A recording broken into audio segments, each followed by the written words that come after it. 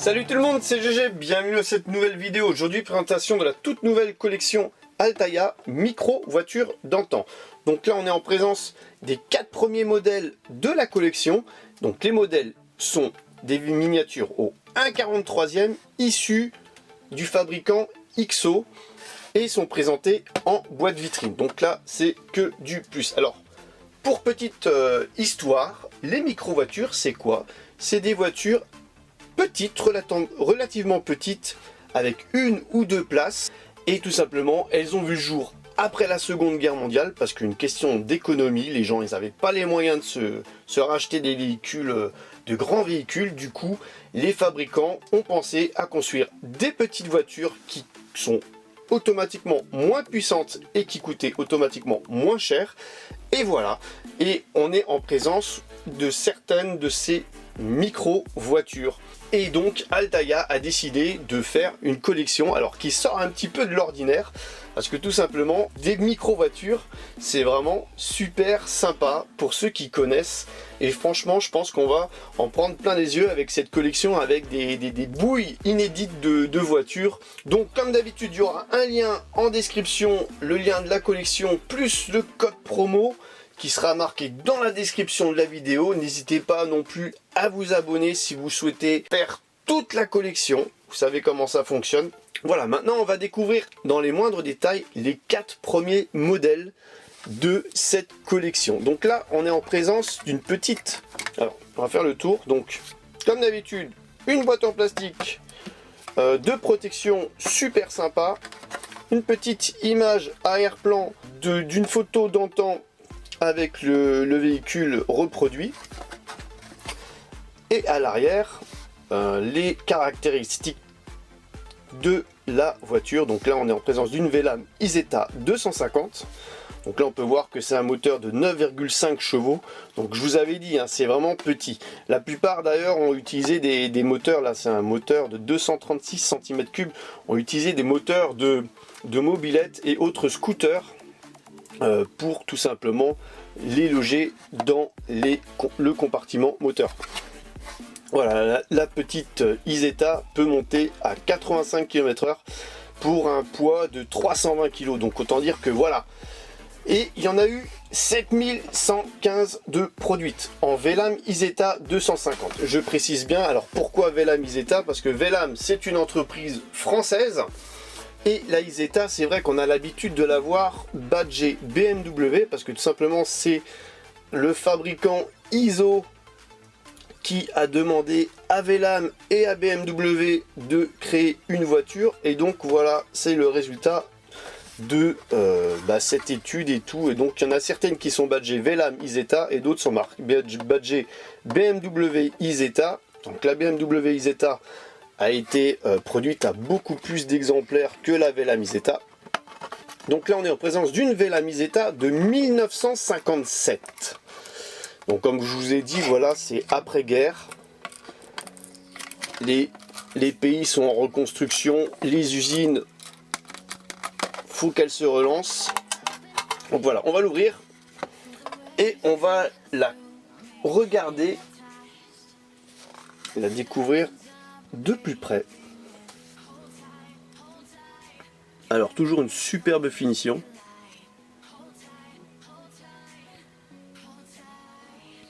Ah, c'est vraiment petit, hein. Et là franchement il faut regarder à l'intérieur. Donc la particularité de la Velam Isetta, de la petite Isetta, c'est que la porte, il n'y a pas de porte latérale, la porte est devant. Donc quand tout simplement vous garez, par exemple en créneau, il faut faire attention que vous puissiez ouvrir la porte devant pour pouvoir sortir ou rentrer du véhicule. C'est un petit truc bête, c'est un petit pense-bête. Donc la plaque minéralogique est légèrement excentrée, c'est pas mal. C'est badgé, c'est propre, il y a un essuie-glace, tout est revu en miniature, donc ça ressemble vraiment à une boule. Une boule avec 4 roues, donc 2 petits trous à l'arrière. Donc sur la plaque minéralogique c'est marqué Velam Isetta, c'est malheureusement pas marqué un numéro d'immatriculation. les petites custodes arrière qui sont représentées, c'est sympa. Franchement, très sympa. Donc miniature issue XO, hein, donc fabricant. Revendu donc en presse, là actuellement. Alors pour la sortie presse, moi je pense que ça va être d'ici 2 mois, à peu près. J'ai entendu dire fin novembre, mais bon, avec les soucis actuels d'approvisionnement et compagnie, j'opterai plus pour plutôt décembre, on va dire. Et donc le numéro 1, il est affiché à 2,99 €. Le numéro 2 sera affiché à 6,99 €. Et après, tous les modèles suivants seront à 12,99 €. Et avec des modèles originaux, franchement, qu'on ne trouvera pas chez nos fabricants de collection, autres que dans cette collection. Hein. Parce que les Vela Miseta, il n'y en a pas 15 fabricants qui les ont fabriqués.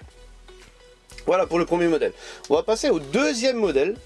Donc là, un petit peu plus commun. Là, c'est vrai que celui-ci, on a peut-être plus l'habitude d'en voir sur nos routes. Alors on va l'ouvrir. Donc on va l'ouvrir de sa petite boîte. Alors, on va faire un petit tour d'abord. Voilà. Alors on en voit un petit peu plus souvent parce que je sais que pas loin de chez moi, il y a un petit club Vespa. Donc là, on est en présence d'une ACMA Vespa 400.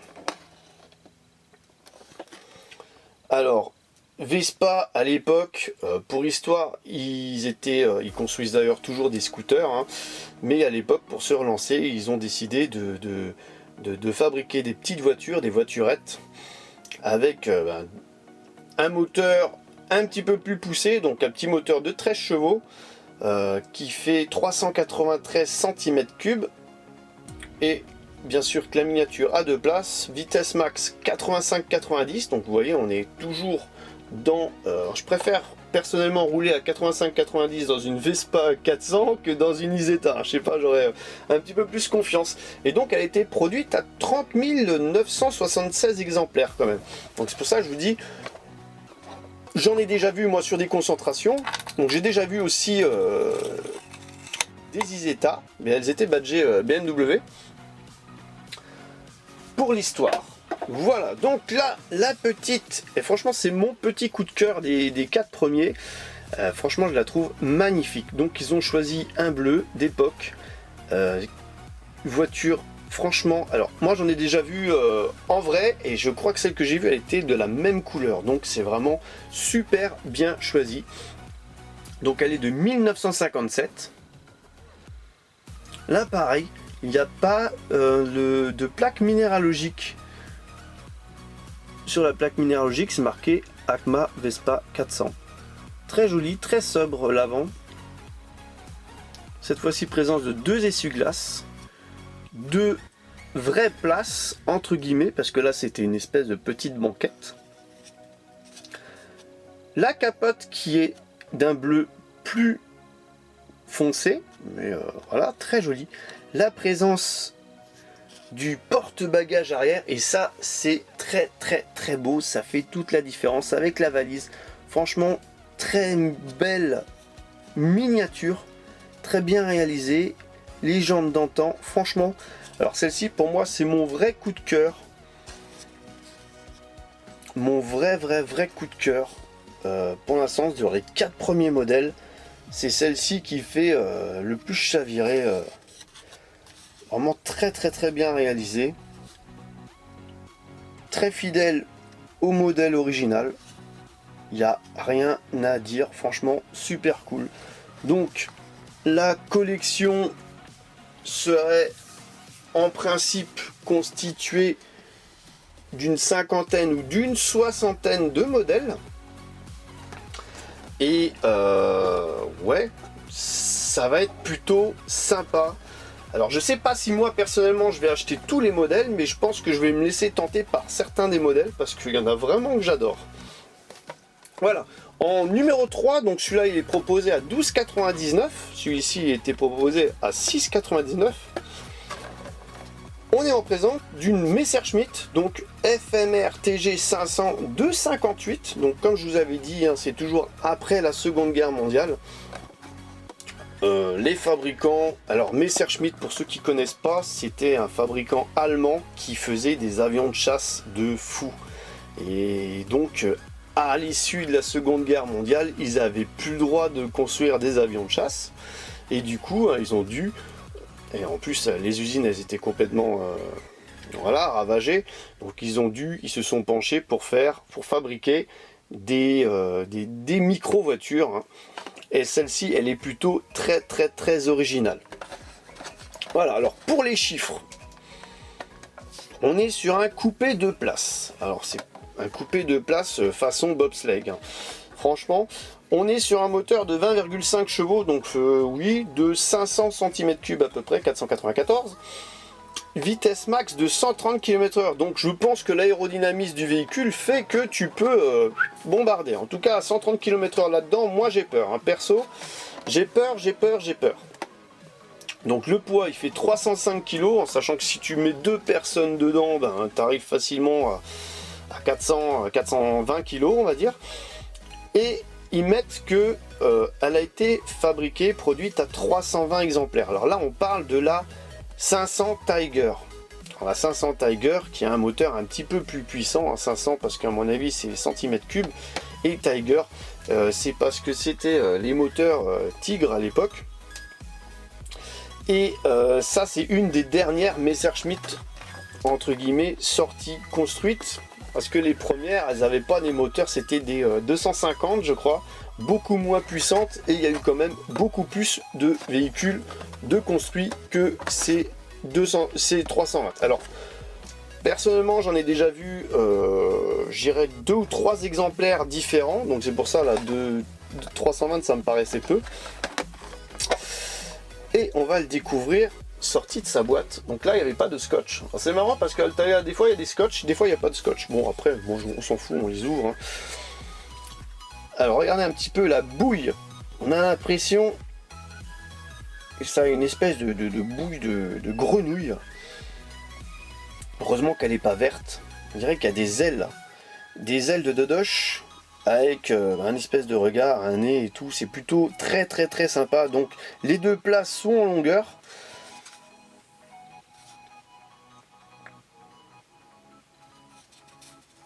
Il y a des petites sorties d'air parce que le moteur il doit être... Alors, je vais peut-être vous raconter une bêtise sûrement derrière pour l'aérer. Il y a la présence d'une roue de secours. C'est bien vu. Pareil. Alors si ça veut bien focaliser. La plaque minéralogique. Alors ça veut pas. C'est marqué FMR TG500. Ils n'avaient pas assez de place pour marquer Messerschmitt. Donc là, vous voyez bien, il y a les rivets qui sont bien représentés. C'est plutôt sympa. Alors ce que je vous ai pas dit, voilà, et on va y venir, c'est que la porte s'ouvre comme ça et qu'on est en présence d'un toit vitré. Donc, ayant déjà discuté avec des possesseurs de Messerschmitt, il vaut mieux éviter d'avoir le toit vitré. Alors pourquoi? Parce que tout simplement en été tu cuis là-dedans. Tu cuis. Donc à l'époque quand ils ont sorti ce toit vitré, ce qu'ils savaient pas c'est que les gens qui étaient dedans, ils allaient un peu cuire quoi. Je te raconte pas les coups de soleil et compagnie. Donc il y a une version avec toit vitré, peut-être que Altaïa nous proposera dans sa collection une version rouge, on va dire, peut-être une 250, avec le toit fermé ou semi-fermé. En tout cas c'est sympa ça quand tu roules de pleine nuit en été pour voir les étoiles dans le ciel. C'est plutôt cool. Voilà pour les petites anecdotes via ce véhicule. Alors je voulais vous dire texto, ça sera peut-être les seules anecdotes de la vidéo, parce que la dernière c'est une Rovin, 2 Rovin D4 de 1953. Et là, personnellement, je crois que j'en ai vu qu'une seule, c'était dans un musée. Et je me souviens, mais pas du tout. J'ai jamais rencontré de collectionneur de vrais Rovin, donc je n'ai pas d'anecdote sur ce véhicule. En tout cas, on va regarder ensemble. Ça, c'est le numéro 4 qui est proposé aussi à 12,99. Alors, C'est une petite 2 places, un moteur de 13 chevaux, donc c'est du Rovin, je crois que c'est du Made in France, hein, si je raconte pas de bêtises. Un petit moteur de 462 cm3, vitesse max 85 km/h. Au niveau du poids, on est à 395 kg et 1200 de fabriqué pour la Rovin, la 2 Rovin D4. Alors en sachant qu'il y a une D2, il y a peut-être une D3, peut-être une D1. En tout cas, voilà. Ensuite, on va découvrir ensemble. Donc là, il y a une petite photo de la 2 Rovin dans un parc. C'est plutôt cool. Là non plus, il n'y avait pas de scotch. Alors, très original cette petite voiture. Donc là, on est dans les microcars et c'est ce que j'attends entre guillemets de cette collection. C'est de découvrir des modèles que tout simplement on voit pas ou qu'on n'a jamais vu, ou des pièces de musée. Alors ça, c'est toutes des pièces de musée, mais c'est vrai que voilà, ça c'est des modèles que tu ne vois pas dans la rue, quoi. Dans les mêmes millésimes, tu pourrais croiser une Traction, une DS, une machin, mais là, non, là tu pourrais pas, donc. Alors, au niveau de la boubouille, c'est marrant, ces petites voitures, elles ont une bouille d'enfer. Alors ça ressemble un petit peu à un rectangle, pas très large, un petit rétroviseur assez original, assez sympa. Deux petits essuie-glaces, une capote. Donc la capote n'est non amovible, hein, il n'y a pas d'ouvrant, hein, je ne l'ai pas précisé. Hein. Sur les 1.43, très peu d'ouvrants. Et sur les collections presse, il n'y en a pas. Des petites roulettes. Alors franchement, on dirait une caisse à savon. Moi j'aurais tendance à dire une petite caisse à savon. En tout cas, très sympa. J'en ai jamais... je crois que j'en ai vu qu'une seule en musée, mais c'est très loin. Faudrait que je vérifie. Donc le moteur était placé à l'arrière. Aussi un petit moteur. Très sympa. Les petites jantes qui vont bien. C'est cool. Donc là, je suis pas un fin connaisseur de ce modèle-là, donc je peux pas vous en dire plus. En tout cas, voilà, c'est l'originalité un petit peu de cette collection. Vous allez tomber sur des miniatures que vous n'aurez pas l'habitude de voir. Donc, j'ai pas l'intitulé de tous les véhicules, mais ce que j'avais vu, je crois, sur une affiche, il allait y avoir des véhicules assez ouf. Gogo Mobile, Glace, des trucs de fou. Alors, il y aura peut-être une BMW Isetta, d'une autre couleur, peut-être, avec les badges BMW au lieu que ce soit marqué Velam devant. En tout cas, voilà. Alors, n'hésitez pas à aller voir les liens en description par rapport à cette collection. Donc, il y aura un code promo qui vous donnera droit, bien sûr, si vous vous y prenez et vous prenez l'abonnement, à un cadeau, à des cadeaux même en supplémentaire. Voilà. Donc là, je suis en train de les bouger. J'essaye de trouver la position parfaite, mais j'ai bien l'impression que j'arrive pas à trouver la position parfaite.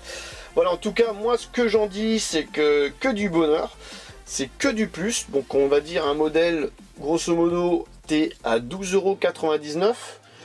Ouais, et c'est plutôt sympa. Et comme on dit tout le temps, plus c'est petit, plus c'est mignon. Et franchement, là, on est sur des véhicules de petite taille. Et franchement, ça devient encore plus mignon. Alors, derrière, on a du 1,64. C'est marrant, on arrive presque à l'échelle d'une 1,64 derrière.